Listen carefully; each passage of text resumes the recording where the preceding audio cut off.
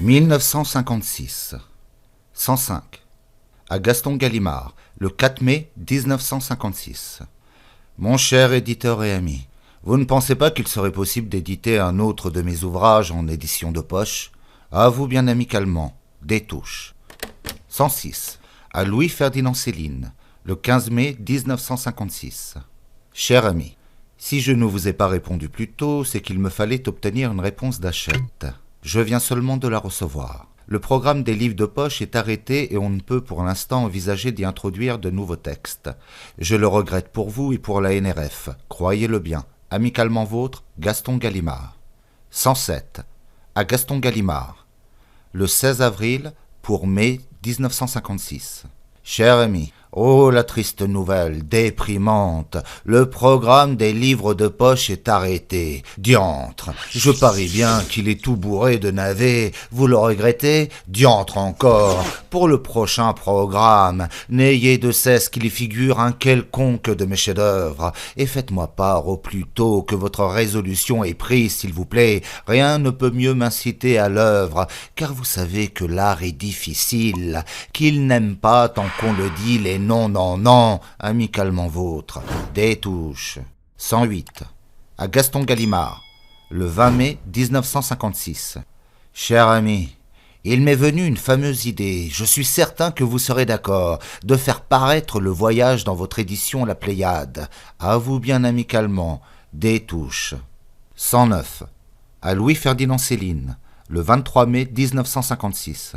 Cher ami, nous n'entreprenons jamais d'édition dans la collection de la Pléiade sans que mes représentants et les libraires nous garantissent un nombre minimum de souscriptions. Je vais donc faire une enquête concernant le voyage au bout de la nuit. Mais il ne peut être question d'envisager une publication avant au moins 2 ans.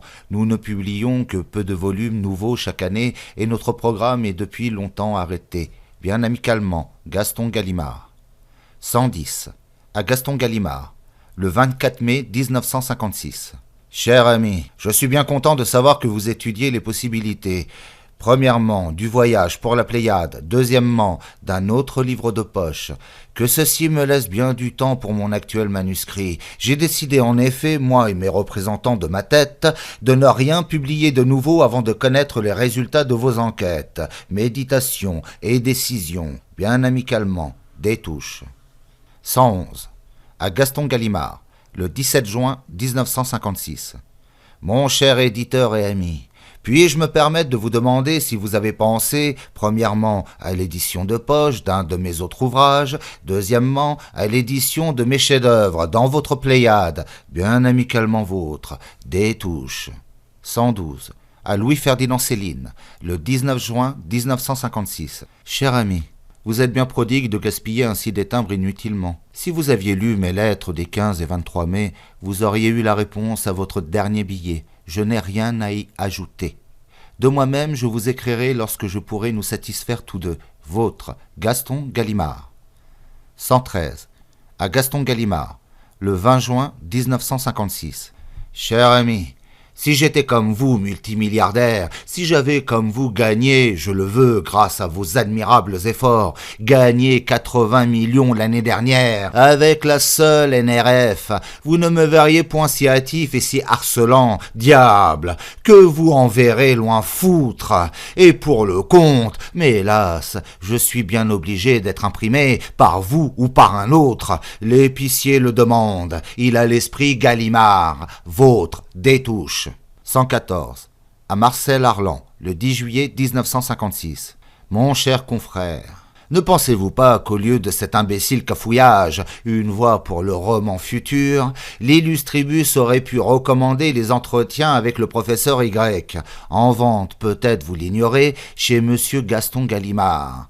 Que le dit Gallimard chaque fin d'année m'annonce « Oh, mais on vous vend de moins en moins !» Pardi, toute sa boutique n'a qu'une consigne, me saboter. À vous bien amicalement, Détouche. 115.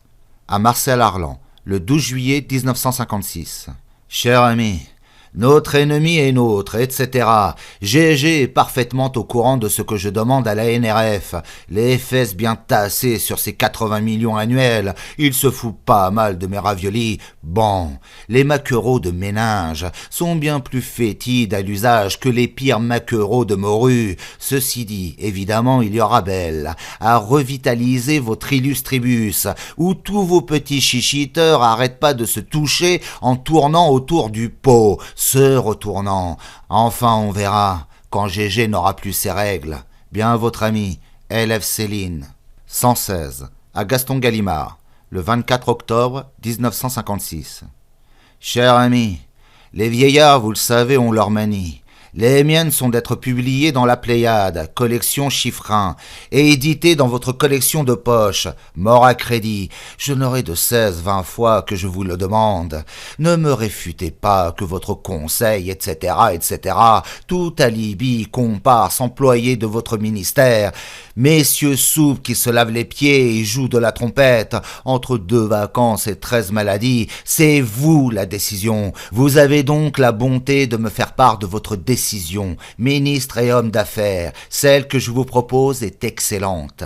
Ami, Détouche. La Pléiade et l'édition de poche, pas dans 20 ans, quand je serai mort, non, tout de suite, cash, vous n'êtes ni un rêveur, homme à histoire, vous me comprenez. LD. 117, à Gaston Gallimard, le 27 octobre 1956. Certainement, cher ami, j'attendrai votre auto mercredi prochain vers 16h, ici. Vous m'écrivez dans votre lettre certaines choses assez vraies, d'autres tout à fait inexactes. Pour que vous n'ayez point le souci de répéter pour la 1001e fois, avec jeune spectateur, votre cher numéro, sourire et tremblement, que vous sachiez tout de suite ce que je vous demande, voici. Premièrement, 2 millions sur la table à la remise du manuscrit. Deuxièmement, et par la suite 100 000 francs par mois à titre d'avance sur le suivant ou les suivants. Troisièmement, bien entendu, la Pléiade est mort à crédit de poche. Ce que vous me racontez, que je vous dois ceci, cela, on me raconte à moi que vous avez 175 millions dehors, avance aux auteurs, et que vous gagnez bénéfices nets tous impôts payés, rien qu'avec la NRF, 80 millions par an.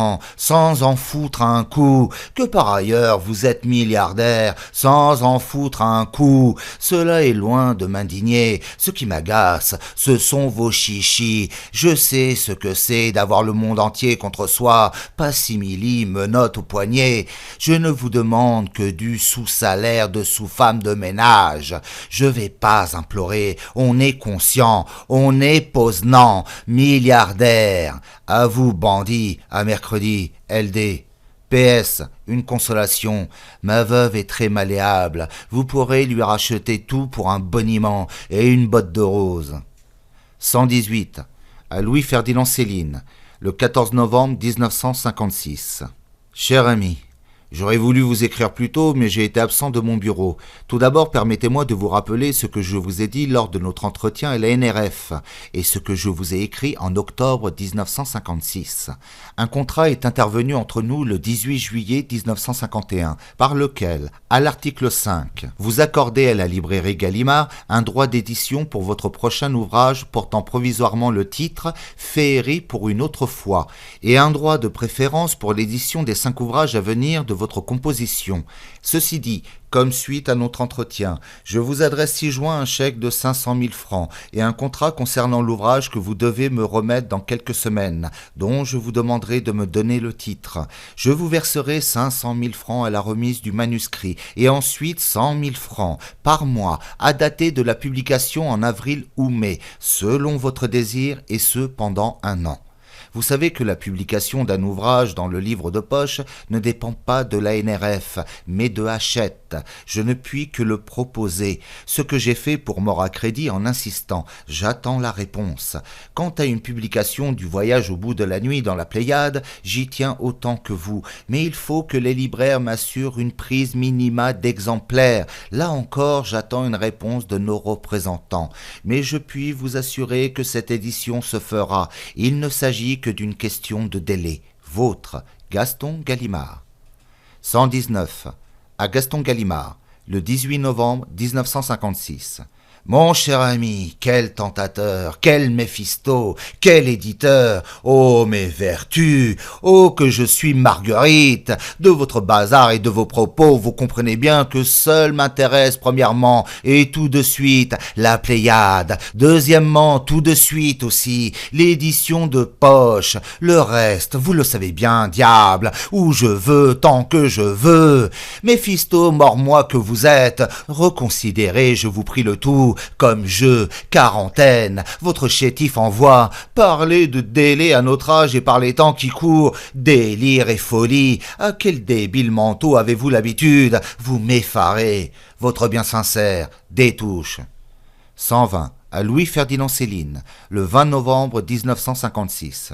Cher ami, je ne comprends rien à votre lettre, Méphisto, vous plutôt. Vous m'écrivez, vous téléphonez à Fasquelle. Quel jeu jouez-vous? Vous m'avez promis votre manuscrit pour dans quelques semaines. Je l'attends, mais je n'ai pas attendu pour vous faire un chétif envoi. Le reste suivra comme promis, si vous tenez votre promesse. Je suis peut-être moi aussi un débile mental, mais je ne peux que ce que je peux. Je ne suis pas un dictateur pour forcer le public. Avant de recevoir votre lettre, j'allais vous écrire que j'avais enfin obtenu d'Hachette l'assurance que Mort à crédit paraîtrait dans le livre de poche.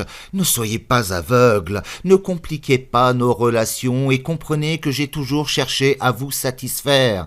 À ce propos, si vous avez des difficultés fiscales, je peux vous mettre en rapport avec un ancien inspecteur des contributions qui s'occupe de nos affaires et qui pourrait vous aider. Vôtre, Gaston Gallimard. 121, à Gaston Gallimard, le 21 novembre 1956. Mon cher ami, je vais vous étonner encore plus.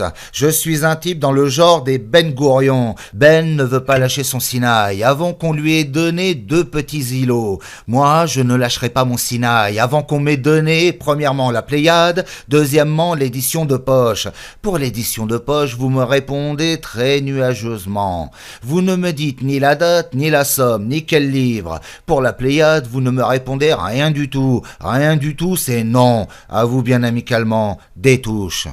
122. À Louis-Ferdinand Céline, le 22 novembre 1956. Cher ami, rien de vous ne m'étonne, même que vous jouiez le jeu de faire semblant de ne rien comprendre. Si cela vous amuse de faire l'entêté, continuez. Si vous n'avez pas confiance en moi, tant pis pour vous. Votre Sinaï restera dans le désert. C'est Mort à crédit qui paraîtrait dans le livre de poche, quand vous vous déciderez à me donner votre nouveau manuscrit. Et cette édition, qui pourrait sortir dans le courant de 1957, vous rapportera environ 750 000 francs.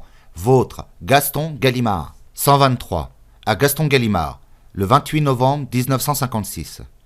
Cher ami, évidemment vos lettres m'arrivent en retard avec de telles adresses. Comme je vous l'ai dit et comme vous ne voulez pas entendre, je ne lâcherai mon Sinaï que contre premièrement une avance de 2 millions, comptant, deuxièmement et la garantie d'un versement de 100 000 francs par mois à titre de droit d'option et d'avance sur le manuscrit suivant, pendant 5 ans. Troisièmement, un contrat pour la parution de mes chefs-d'œuvre dans votre Pléiade. Quatrièmement, je retiens votre offre et le montant, 750 000, que vous toucherez aussi et sans rien foutre, satané parasite, pour le courant de 57. Retenez bien mon adresse, s'il vous plaît, à Meudon, près de Paris. Vôtre, Détouche. 124. À Gaston Gallimard, le 3 décembre 1956. Mon cher éditeur et ami, en cette fin d'année, vous êtes tout au laurier, et j'ai mauvaise grâce à vous relancer avec mes vétilles. Mes vétilles, je suis, et je serai bien content d'avoir votre réponse, adresse exacte, à ma dernière lettre, me fixant sur vos intentions. Premièrement, avance, deuxièmement, Pléiade, troisièmement, mensualité, quatrièmement, pour le livre de poche, c'est entendu, Mort à crédit au cours de 1957, et le montant.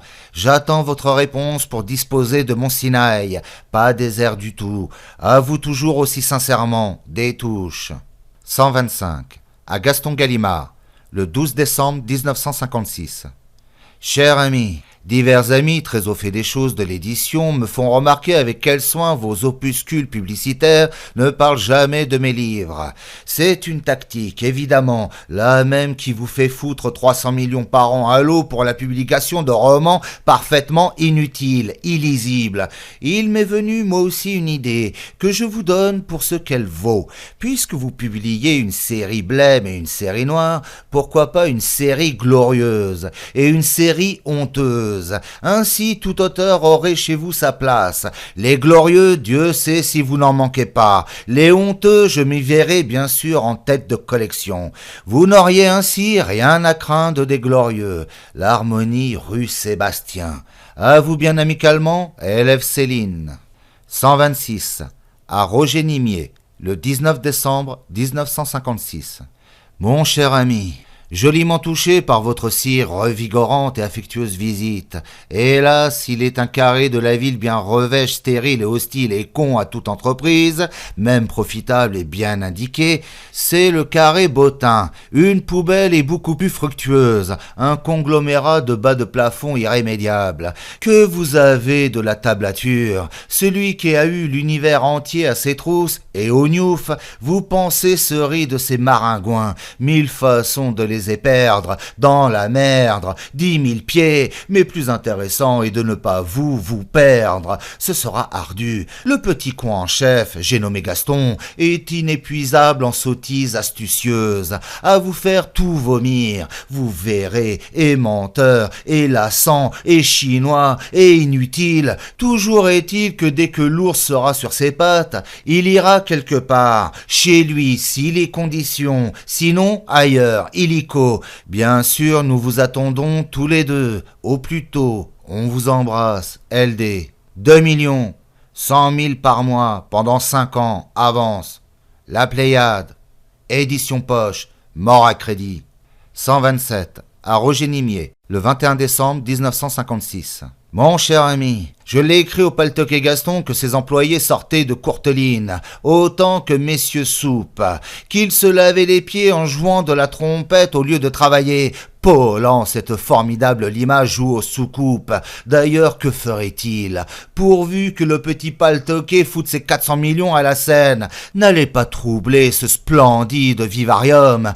Que vos juvéniles et géniales ardeurs ne troublent point ce sectarium. Soyez napoléoniens, je donne des ordres ou je me tais. En marge de tous ces manuscrits inutiles, une brève mention, peut-être pour un film. Poléon répondant ainsi aux doléances de Venise. Un mot en marge, anachronique. NB, vous, RN. À bientôt, très cher ami. LFD. Ou pas de style, pas d'homme, l'auteur n'existe pas. RN. 1957. 128. À Gaston Gallimard. Le 18 janvier 1957. Cher ami, je vous remercie bien de m'avoir envoyé votre relevé. Somme toute, je suis parvenu à vous rembourser cette année, travaillant énormément, environ 200 000 francs. Il faudra donc, pour que je me libère, que je travaille environ 35 ans, pour vous rembourser 6 837 345 francs. Dans 35 ans, j'aurai 98 ans. Bien sûr, vous serez plus jeune que jamais, mais pour moi, bien plus touché par l'âge, je trouve que c'est un peu long. Et pendant ces 35 ans, vivre de quoi? Oh, il faudra que je vous parle de tout ceci. J'ai des idées, vous n'aurez qu'à choisir. Bien amicalement, des touches. 129. À Roger Nimier, le 24 janvier 1957. Bien, cher ami secrétaire à la main. Diable bigre que je m'en garde comme faire au lit décorner le chèque à Gaston, il me créerait l'obligation de lui livrer mon prochain ours, ma petite morale à moi, que je veux le livrer à qui je veux.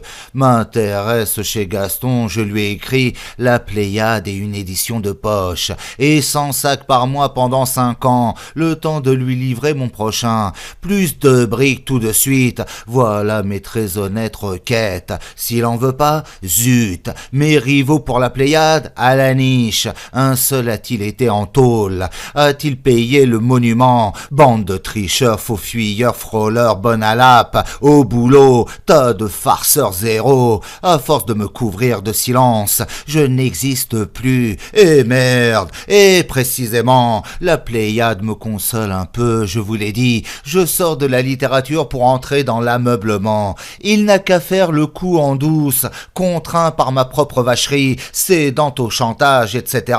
Il sait très bien jouer ce louche jeu, le violet. Vous savez, vous, un des rares qui connaissez le travail, la preuve vous n'en voulez plus, que je ne m'y retrouve pas, de très loin, même aux nouilles et vivant aussi mal qu'au bagne, moins les coups de trique, bien affectueusement, de nous deux et votre femme, des touches.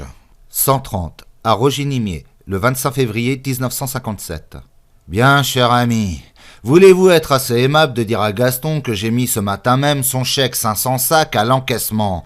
Premièrement, il était temps. Deuxièmement, je suis à la 1300e page manuscrit, 50e mouture. Je peux penser, sans optimisme idiot, que je parviendrai bientôt à la fin, environ un mois. Cela nous fera un roman d'environ 500 pages. Mais il ne l'aura que si, premièrement, je reçois le contrat de l'édition de poche. Deuxièmement, 1,5 million sur la table. Troisièmement, la promesse écrite d'une édition dans la Pléiade. Date à son choix. Quatrièmement, l'engagement à me verser 100 000 francs par mois pendant 5 années à partir du 30 avril 1957, à titre de réelle avance et option sur le prochain manuscrit, d'égale importance. Voilà ma confiance et mon amitié, à vous bien sincère, des touches. 131, à Roger Nimier, le 26 février 1957. Cher ami, je ne veux pas vous ennuyer, mais il me semble que Gaston me mène en bateau avec son édition de poche, dont je ne vois pas du tout venir le contrat. Il ne verra pas, lui, venir l'ours. Il ne le verra jamais s'il continue, le foutriquer, qu'il s'amuse, petit sadique. Son enterrement qui m'intéresse, moi qui ne vais jamais nulle part, j'irai, s'il ne pleut pas, bien affectueusement de nous deux. LF. 132, à Roger Nimier, le 13 mars 1957. Mon cher Nimier, en véritable ami, à vous toutes les corvées. Voici l'ours très bientôt prêt. Je dis prêt à être livré dans environ 8 jours. Soit l'ultimatum est à présent à poser. Mes conditions, oui ou zut. Un autre. Premièrement, 1,5 million sur la table contre livraison de l'ours. Deuxièmement, 100 000 francs par mois pour option et avance sur le prochain livre, qui est déjà en train. Troisièmement, la Pléiade. Je pense que tout le ministère a depuis des années eu bien le temps de supputer, cogiter et recogiter. Je ne les saisis point à la gorge. Si oui, tout va. Canavaggia, selon l'usage, se mettra en relation avec Monsieur Festi. Sinon, je n'aurai plus de nom, plus de contrat, et merde au pape. Mon style incomparable se chargera de tout. Bien affectueusement à vous deux, Louis Ferdinand. 1300 pages manuscrites, fines, soit environ 500 pages imprimées. 133, à Roger Nimier, le 13 mars 1957. Je réfléchis encore, vous avez l'oreille de Gaston. La NNRF lui coûte 500 sacs par mois, et il pleure. Et diable, en plus, cette cacophagerie chante tous les auteurs étrangers, Passos, Joyce, etc.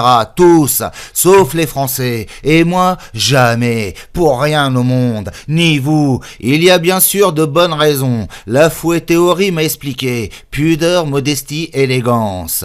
Foutre, qui va même révéler nos noms si cette NNRF les omet expressément. Tout simplement idiot et de mauvais, très mauvais commerce. Ce n'est pas le Figaro ou la table ronde qui vont chanter nos génies, alors qui, la NNRF, donne le prétexte aux étrangers, trop heureux, à ne jamais parler de nos livres. Vous voyez, les Gallimard eux-mêmes ne les mentionnent jamais. Oh, mais Rilke, Faulkner, Passos, extase, extase. Là Maori se donne, épaulant. Voilà les gens reconnus par la NRF.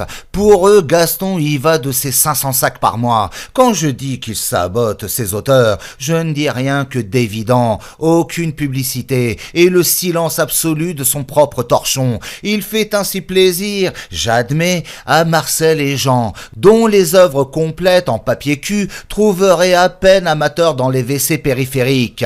Votre bien amical, Ferdinand. 134. À Roger Nimier, le 14 mars 1957. Ah, mon cher Nimier, que vous êtes amical et bien fraternel, de tant vous soucier de ma miteuse histoire.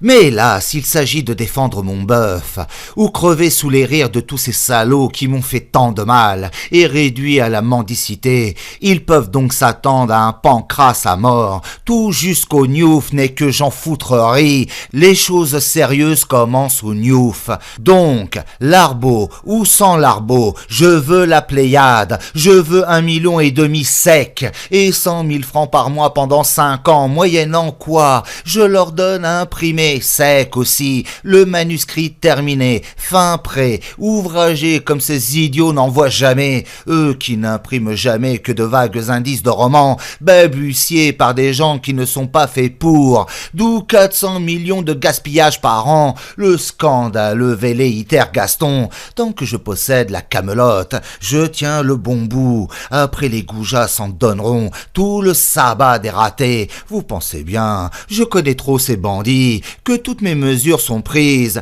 Je ne demande que du très honnête, nullement onéreux, profitable à ces imbéciles commerçants, s'ils chichitent, emportés par leur couillonnade. J'ai un autre navire tout prêt, faites-leur bien savoir, cher ami, et plus avantageux que leur rafio barré par de tels crétins. Procès mon cul, c'est moi qui attaquerai Gaston en diffamation.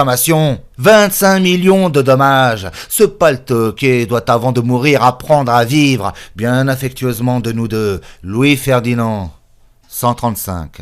À Gaston Gallimard, le 14 mars 1957.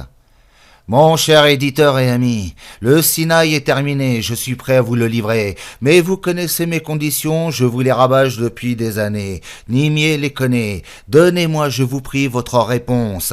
Dans le cas où nous serions d'accord, donnez-moi un moment vers 11h du matin, chez vous, rue Bottin, où je me rendrai en personne, avec le Sinaï, pour recevoir le chèque et signer notre nouvel accord, à partir de lundi prochain. Avec tous mes respects, Détouche.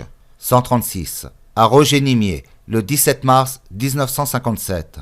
Bien, cher ami, que je voudrais que notre homme important Gaston s'épargne toute contrariété, fragile comme il est. Valérie Larbeau, Pléiade. Diable, ceci me donne espoir. Il avait, il paraît, le bougre. Très solide fortune et source à Vichy. Enfin, les artères de Gaston avant tout. Et ses 80 millions par an. Mon avis est là, pure dentelle. S'il tarde, il va se le faire ravir. Tergiverse entre son demeuré fils, demeuré frère, demeuré morue. Il va se réveiller tout navré, quinaud, ayant refait le coup du voyage. Imperfectible Gaston, à vous bien fraternellement, L. Ferdinand.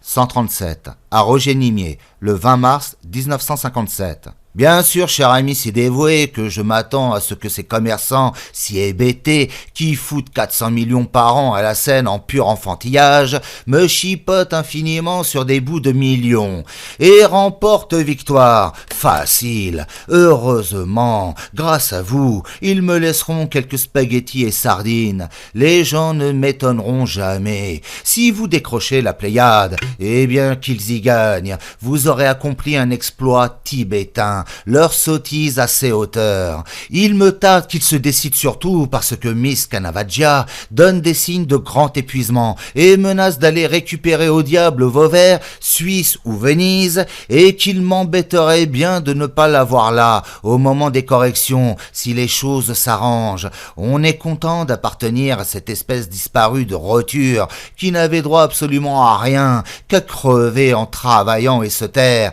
Moi qui ne me suis pas tu, on me l'a fait bien voir, et ce n'est pas fini. Je me passionne entre 11h et minuit sur votre encyclopédie si pleine de magnifiques enseignements, si attentive à citer Camus, Sartre, Bernanos, vraiment impeccablement ignorante du voyage, tous ces gens à pendre bien entendu, pécheurs par omission selon l'évangile, la plus lâche détestable espèce, le ghetto de Tartuffe et Néref, hautement responsable. En quelle caverne vous voici, quel preux, quel cycride, et que d'hydre, bien affectueusement, des touches.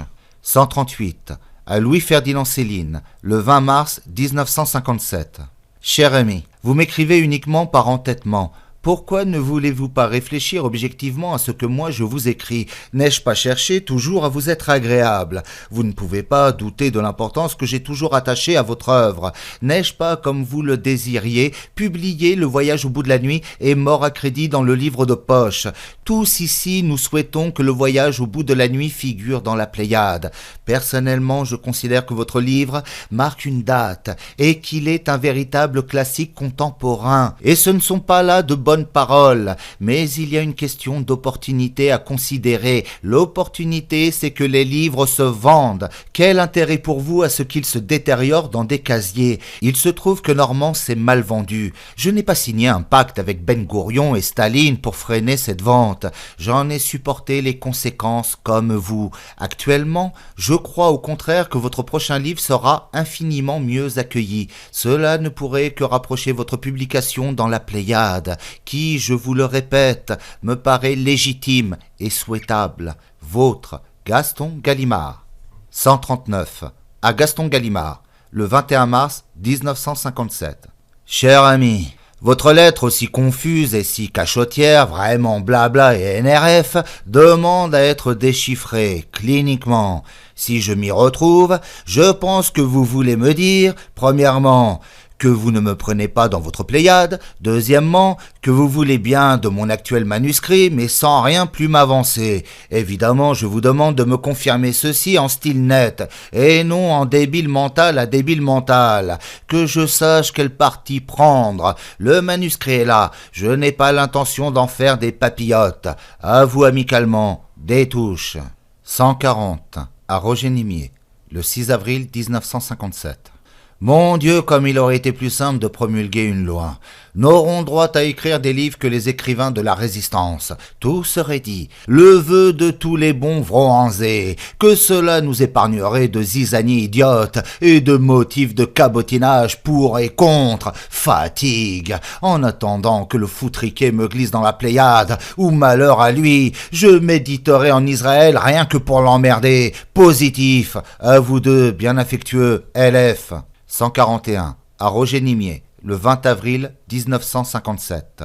Mon jeune cher père Cognac ami, vous n'avez pas deviné qu'Aragon venait avec ses troupes à l'assaut de la NRF pour arracher Mort à crédit et le traduire en russe comme il a traduit Le Voyage avant la téléguidée. Paraz a bien raison, lui qui a déjà l'enfer aux trouffes, de se saouler comme un pape. Les trois sisters Cana, brontées comme jamais, sont allées chercher des bites en engadine. Prout, des motifs. Le voyageur est un diable, prétend Mahomet. Qu'est-ce que veulent les dames voyageuses? Diable et de ces polars. J'espère que votre revue va consacrer un numéro spécial à l'accident Sagan. Excellente réclame pour Julliard. Et psychanalyse, ivrognerie, trophignolerie, sublimerie, fouetterie à ravir tout l'état-major. J'ai sonné les cloches à Gaston ce matin à propos de Pâques pour mes 100 sacs mensuels, que c'est pas une raison que je suis le seul à jamais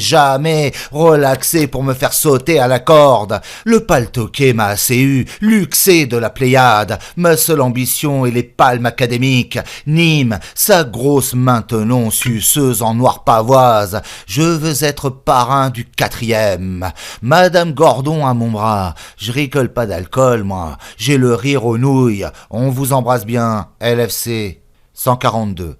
À Roger Nimier, le 27 avril 1957. Certainement, cher ami, puisque vous me faites l'amitié de vous occuper d'un château l'autre, à votre guise et zèle choisissez ce qui vous paraîtra propre à stimuler le zèle hargneux des gens de presse.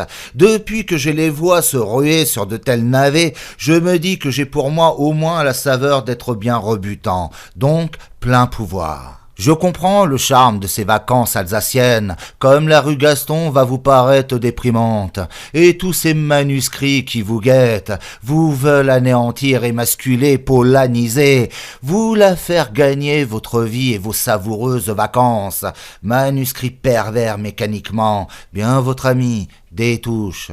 143, à Roger Nimier, le 8 juillet 1957.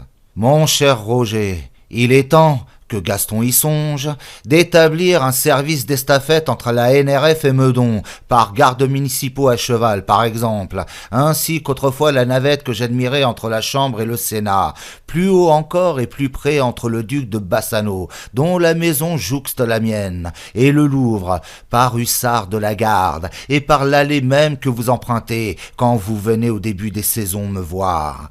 Cette synagogue Radio Paris me semble bien fort boudée. Après l'Express, pourtant, il me semble qu'un quelconque Lévy pourrait se risquer. Marie-Belle, venue me voir hier, était elle-même étonnée. Souvenons-nous de Garap et ses autobus. Irait à 50 000 par minauderie? Je sors du cimetière, je piaffe. On va m'y refourrer bientôt. Bien affectueusement de nous deux, Ferdinand. 144. À Roger Nimier, le 10 juillet 1957. Mon cher Roger, à 16h ce tantôt je suis télévisé rue Cognac-Jeille. Sans doute cette gloire vous est due, mille reconnaissances. Un homme Festi est parti en vacances et mes livres manquent aux libraires à travers la France. Je le sais, on me les demande. Cette foutue baraque NRF n'est jamais au combat, toujours je ne sais où en train de se les rouler. Qu'allez demander à ces onanistes? N'attrapez pas vous la maladie, ma fortune combien branlante ne s'en relèverait plus. Bien affectueusement, LFD. 145. À Louis-Ferdinand Céline, le 11 juillet 1957. Mon cher Louis, je suis fâché de ne pas avoir assisté à l'émission de télévision. Je vais m'occuper des entretiens à la radio. Si la vente baisse, c'est parce que vous donnez tous vos livres aux personnes qui vous les demandent. Heureusement, il se présente de nouveaux acheteurs. Je pense venir vous voir samedi, car nous avons plusieurs questions à régler. Je crois que Gaston est un peu triste de ne plus recevoir d'insultes. Songez-y, affectueusement. Roger Nimier. PS. Il ne faut pas croire les libraires qui disent « j'ai plusieurs commandes et je n'ai pas de livres ».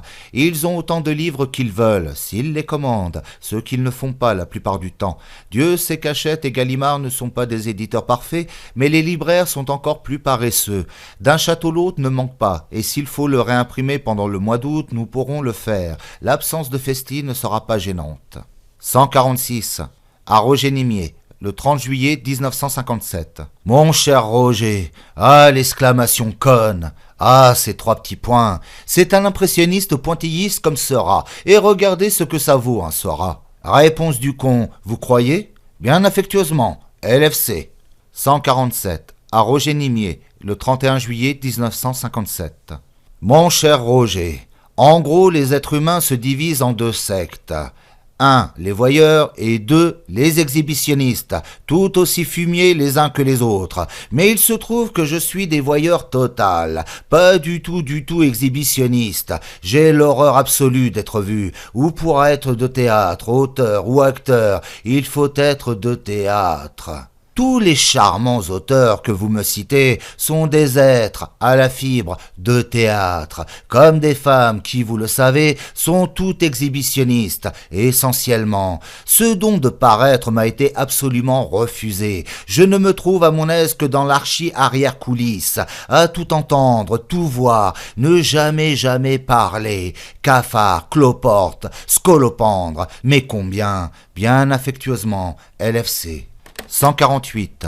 À Roger Nimier, le 3 août 1957. Cher Roger, on ne sait jamais rien par la NRF, c'est entendu. Heureusement, j'ai ma Gestapo personnelle. Elle m'apprend que je figure au supplément du Petit Larousse depuis 1 an. Dont acte. Je rugis d'orgueil. Mais je rugirais bien plus fort si quelques ectoplasmes de comptable m'apprenaient que mes livres se vendent. Or, les ectoplasmes NRF sont en croisière entre Cannes et les Hébrides. Et les tasses Raspail. Alors, le merlan frit libidineux doit s'apprêter à montrer ses prix, qu'il inflate, il ne cessera de m'écœurer qu'au moment.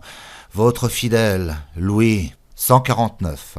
À Roger Nimier, le 7 août 1957. Bien cher Roger, au diable le coma, l'angine, la peste, à nos mesquines affaires. Je trouve dans le Monde d'hier soir une magnifique publicité NRF pour le livre « Cette crotte » de mon assassin vaillant. Fort bien, je le trouve déjà dans chaque vitrine à côté de moi exposé, vicieusement, parfait. Mais alors équité que l'on me fasse à moi aussi les mêmes publicités. Votre secrétaire me fait remarquer que dans « C'est-à-dire » je suis servi, et foot, je le sais, même musique.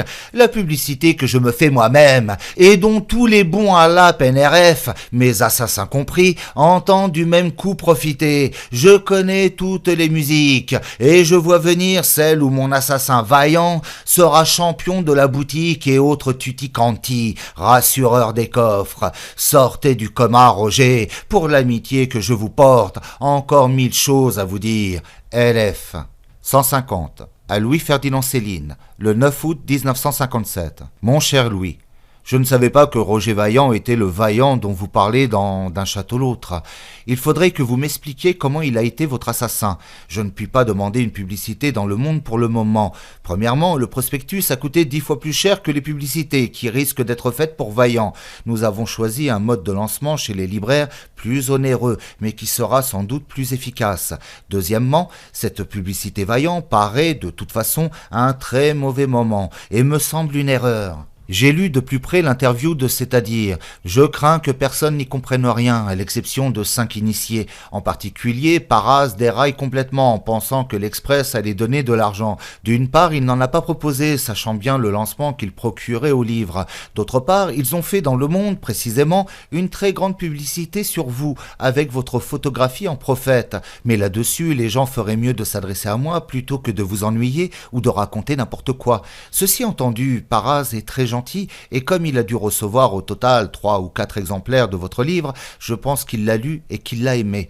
Je vous fais renvoyer votre serviette que j'espérais secrètement conserver pour le musée Céline, que je suis en train de constituer, mais je vois que vous en avez besoin pour transporter vos shells et vos Royal Dutch. À très bientôt, Roger Nimier. 151. À Louis-Ferdinand Céline, le 29 août 1957. Mon cher Louis, chiffre de vente pour la période du 19 au 23 août. Marcel Aimé, Les oiseaux de lune, 10. Simone de Beauvoir, La longue marche, 157. Jacques Perret, Rôle de plaisance, 329. Louis-Napoléon Céline, D'un château l'autre, 1090. J'ai découvert qu'il y avait eu 402 impératrices et 13 reines, portant le prénom de Marie. C'est bien satisfaisant et je compte donner celle-ci à épouser le prochain roi de France. Beau papin d'un roi, c'est une bonne situation. Vous serez connétable. Nadine me charge de vous embrasser, ainsi que Roussette. J'y joins quelques rapides bécots pour Balou. Roger Nimier. PS. J'aimerais que nous parlions du petit carnet de cuirassier qu'un monsieur veut vous remettre. 152. À Roger Nimier. Le 6 septembre 1957. Mon cher Roger, 1000 merci affectueux pour votre bonne lettre. Les chiffres sont impitoyables et sérieux. Ils m'annoncent un ramollissement des ventes. On ne réimprime pas. Je ne rejoindrai jamais Françoise ni mon assassin. Petite saloperie en sus, m'assure-t-on. Aucune nouvelle de Parino, il me déserte aussi ? Je lui ai pourtant obéi dans art, déconner sur Françoise. Que tienne le moral, tout est là. Je suis fin prêt pour votre 4e. Nadine aussi, j'espère. Nous irons tous cultiver les choux en Normandie, dans une ferme abandonnée, avec votre main-d'œuvre. Tous les espoirs nous sont permis. Bien affectueusement, Louis. 153. À Roger Nimier, le 13 septembre 1957. Mon cher Roger, la NRF me semble aux mains de jeunes filles entièrement crétines dont il est bien vain de tenter d'obtenir le moindre atome de renseignement. J'ose donc vous interviewer pour autant que vous existiez encore, non dilué par tant d'évanescence. Qu'advient-il de mon ours? Si la NRF sait encore qu'il a existé, douteux, bien douteux aussi flûte que je m'aventure au prochain en tel parage fantomatique, mais que je voudrais de tels épiciers sublunaire, vous aussi sans doute frivole, incertain, tant de charmants caprices, des amours, irréellement vôtres, Elferd. 154. À Louis-Ferdinand Céline, le 17 septembre 1957. Mon cher Louis, La NRF n'est pas aux mains des jeunes filles en fleurs. Je ne vous envoie pas tous les jours le chiffre des ventes, mais si vous le désirez, c'est facile. Votre livre est en vitrine dans toutes les librairies de France. Je m'en préoccupe. Quant à moi, pour Paris, nous avons eu, d'autre part, un très bon soutien de presse. Nous n'avons pas eu la radio, contrairement à ce que j'espérais. Jugeant les choses à distance, je découvre que j'aurais pu faire pour les journaux un certain nombre de choses que je n'ai pas faites. Mais considérons les choses comme elles sont, j'estime que la NRF a été pour ce livre une bonne maison d'édition. Quand je vous envoie des tirages comparés, c'est pour vous montrer que les livres se vendent comme ils peuvent, c'est-à-dire quand les Français veulent bien les acheter. Je ne pense pas pour autant que la vente d'un château-l'autre soit terminée, et c'est ce que me dit aussi M. Caen, qui s'occupe ici des libraires et des courtiers. Enfin, si je ne viens pas vous voir plus souvent, c'est parce que vous m'avez transformé en père de famille, ce qui n'est pas une sinécure au niveau de 2 enfants. Nous en reparlerons au chiffre de 5. Croyez, mon cher Louis, à mes sentiments les plus affectueux. Roger Nimier. 155. À Gaston Gallimard, le 20 octobre 1957. Mon cher ami, les chiffres d'un château-l'autre ne sont pas bien brillants et seraient loin de contenter le plus infime manœuvre balai au terme de bien moindres efforts. Soit, mais un plaisir m'est offert, celui de voir le si collaborateur Monterland dans votre Pléiade. Vous ne pouvez rien à la vente, mais à la Pléiade vous pouvez tout, Scholler ou pas. Un autre amusement, Vaillant et son pensum, favori du Goncourt, gagnant puisqu'il a voulu m'assassiner en 44. Et qu'il l'a écrit, bien navré de m'avoir raté dans la couronne des nations. Mon prochain avance, mais vous pouvez bien vous fouiller, et vous savez que je parle pas en l'air. Si vous ne mettez pas un peu d'ordre et de justice compensatrice en série d'iniquités dont je suis le très lucide clown, votre parfait ami, je vous prie, élève Céline. 156. À Louis-Ferdinand Céline, le 15 novembre 1957. Cher ami, j'attendais pour vous écrire d'avoir reçu les droits de traduction de votre livre. Le versement est annoncé, mais je n'ai rien encore. C'est l'affaire, paraît-il, de 2 ou 3 semaines. Aussitôt reçu, je vous enverrai ce qui vous revient. Il a été vendu d'un château l'autre, 26 117 exemplaires.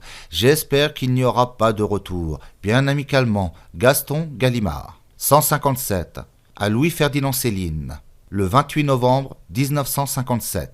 Cher ami, étant donné le départ foudroyant d'un château l'autre, nous espérions nous aussi une meilleure vente à la rentrée. À cet effet, nous avions distribué en grande quantité un fascicule publicitaire très coûteux, et d'ailleurs votre livre est resté en vitrine dans toutes les grandes librairies. Malheureusement, les Français sont rentrés de vacances ruinés. La vente des livres s'en est ressentie, ce qui fait que vous êtes victime de l'expédition de Suez. Objectivement, je ne vois pas quelle autre maison d'édition aurait pu imposer d'un château l'autre dans certains journaux si on ne vous aimait pas particulièrement. Bien que vous me reprochiez allègrement de ne servir à rien, je suis heureux que la marque NRF sur la couverture de votre livre ait eu cet effet. Et si vous croyez que c'était facile, je vous rappellerai l'arrêt récent de la pièce de Brasillac. Si nous éditons Monterland dans la Pléiade, c'est parce que Hachette nous a transmis un grand nombre de souscriptions qui rendent cette opération possible. Quand nous aurons un nombre suffisant de souscriptions pour le Céline, il sera immédiatement mis en fabrication et j'en serai aussi heureux que vous. Vôtre, Gaston Gallimard. 158. À Roger Nimier, le 28 novembre 1957. Mon cher Roger, je dois l'avouer, en fait de constellation, je ne m'intéresse qu'à la Pléiade et aux amabilités de Gaston. Je me suis donc rendu chez mon notaire pour y étudier mon testament, y ajouter qu'après ma mort, je défendais absolument qu'on publie aucun de mes livres dans la Pléiade NRF, et même, nous consultons à cet égard, qu'on me publie plus nulle part, défense absolue, rien de posthume. Gaston est un petit obstiné, je le suis moi à l'infini, et lui prouverai par Dieu le Père, l'ami que je suis, et bien vôtre, Louis. 159. À Gaston Gallimard, le 30 novembre 1957. Mon cher ami, vous n'aurez pas mon prochain livre, c'est tout. Si je ne suis pas à la Pléiade dans 3 mois, le reste est blabla, fatigue. Je ne crois pas à un mot de votre plaidoyer. Si vous aviez fait un effort publicitaire sur le château, il s'en serait vendu facilement 60 000. Pingrerie, frousse, les deux sans doute. Vite la liste des libraires qui ont plébiscité Valérie Larbaud. Rigolade et amitié, élève des touches. 160. À Louis-Ferdinand Céline, le 3 décembre 1957. Mon cher Louis, j'ai attrapé Gaston au vol hier alors qu'il venait de recevoir une lettre de vous, lettre qui lui a fait voir rouge, car il est d'un naturel coléreux malgré les apparences. Naturellement, si vous voulez vous brouiller tous les deux, vous vous brouillerez, je n'y changerai rien. Gaston se retranchera derrière son contrat, comme derrière une position fortifiée.